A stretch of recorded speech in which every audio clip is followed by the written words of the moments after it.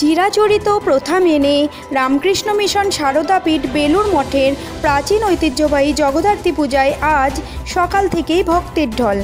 বৃহস্পতিবার সন্ধ্যায় দেবীর আমন্ত্রণ ও অধিবাসের মাধ্যমে পূজার সূচনা হয়েছে। এরপর আজ শুক্রবার ভোর থেকে সন্ধ্যা পর্যন্ত সপ্তমী, অষ্টমী এবং নবমীর পুজো প্রতিপদে শাস্ত্রীয় রীতি মেনে সম্পন্ন হবে। দর্শনার্থী ও ভক্তদের উদ্দেশ্যে বেলুড় মঠের মা শারদা সদাব্রত প্রসাদালয়ে প্রায় 30,000 ভক্তের জন্য এদিন প্রসাদের ব্যবস্থা হয়েছে বেলুড় মঠের পক্ষ থেকে।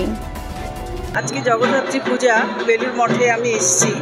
মা তো সর্বদাই মা সব জায়গায় আছেন, কিন্তু আজকের এই বিশেষ দিনে, জগদ্ধাত্রী পুজোর বিশেষ দিনে মায়ের এই যে উৎসব, আমার মনে হয় এই বিশেষ দিনে বিশেষ উৎসবে মায়ের বিশেষ প্রকাশ।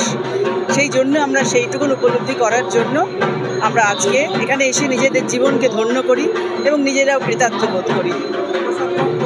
প্রসাদ গ্রহণ দেখছি কতজন থাকতে পারি। আমি থাকি কাছেই, বেলুড়েই থাকি, বেলুড়ে এসেছি। ইচ্ছা আছে, দেখা যাক মা কী করেন। মায়ের কৃপায় যদি হয় নিশ্চয়ই থাকবো সারাদিন। মার জন্য শিহরণ জাগাতে শরীরে, সেটা তো উপভোগ করতেই হবে না।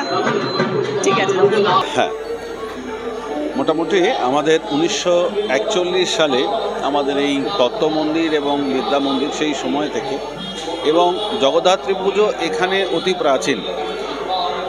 প্রত্যেক বছরই অত্যন্ত শাস্ত্রীয় যে সমস্ত বিধি রয়েছে, ঠিক সেইভাবে অত্যন্ত শ্রদ্ধা সহকারে এখানে মায়ের আরাধনা করা হয়।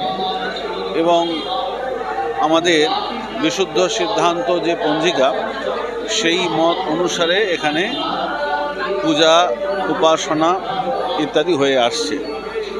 তো গতকাল ছিল আমাদের ষষ্ঠীর অধিবাস এবং বোধন, এবং আজকে সপ্তমী, অষ্টমী, নবমী বিহিত পূজা পরপর চলবে।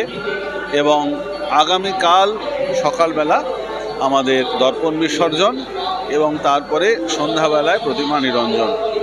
আজকে সারাদিন ব্যাপী ভক্তরা আসবেন, এবং এবছরে একটু প্রাকৃতিক দুর্যোগের কারণে আমাদের পরম্পরা এরকমই ছিল যে বিদ্যা মন্দির কলেজের যে বড় আমাদের খেলার মাঠ রয়েছে, ফুটবল গ্রাউন্ড, সেইখানেই সাধারণভাবে এই ভক্তরা প্রসাদ পেতেন। এই বছর সেটি একটুখানি ব্যতিক্রম করা হয়েছে।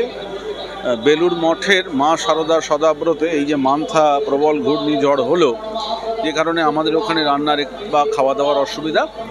এবছর ভক্ত সাধারণ আজকে যেরকমভাবে তারা প্রসাদ পেতেন, আজকে 11টার পর থেকে আমাদের বেলুড় মঠের যে মা শারদা সদাব্রত, এইখান থেকে ভক্তদের প্রসাদ বিতরণ করা হবে।